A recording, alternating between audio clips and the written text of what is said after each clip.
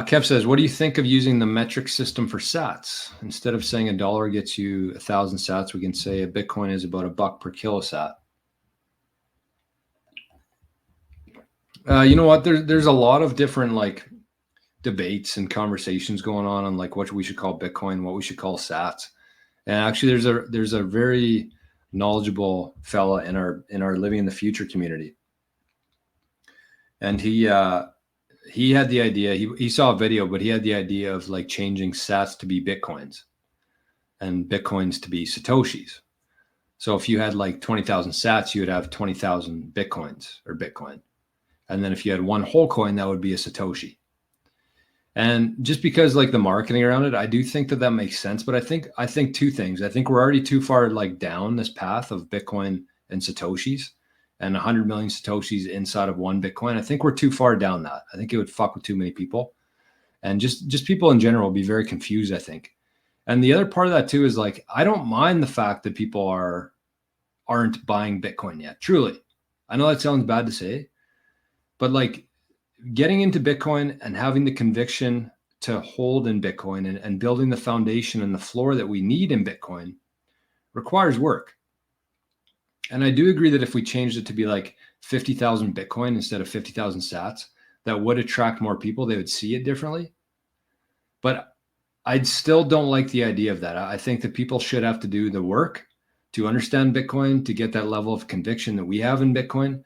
And then they're going to have it for a very long time. That's the whole purpose of Bitcoin, right? And so the other thing too that I would say, the last thing I would say on that is with the sats, with the Bitcoin, it still wouldn't matter because like just think this through. Let's say that we did move from sats to Bitcoin. I know this is kind of confusing, but let's say we move from sats to Bitcoin. In other words, 100,000 sats today, we'd change that to be 100,000 Bitcoin, right? That was the proposal. But it still doesn't change the unit bias there, because even if we were to look at 1 sat right now, it's still much less than 1 cent.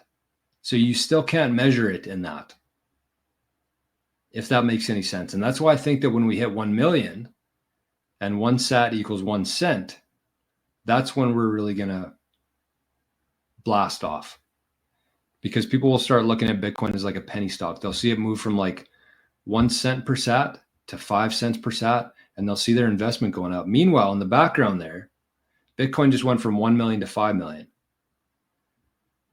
So Bitcoin to the normal person, but you have to get to 1 million first before you can even do that. Otherwise, nobody can comprehend it in terms of like 1 sat or 1 Bitcoin in this case would be like 0.005 of a cent. Like it still doesn't work yet. We're still not to the point where it makes sense in their heads. I'm going to knock over this beer right away by accident. So I don't think that it matters. Truly. I don't think that it matters what it's called. We just have to be on the same page. People have to understand what is going on here. And I think that they have to put in the work. That's my honest assessment of it.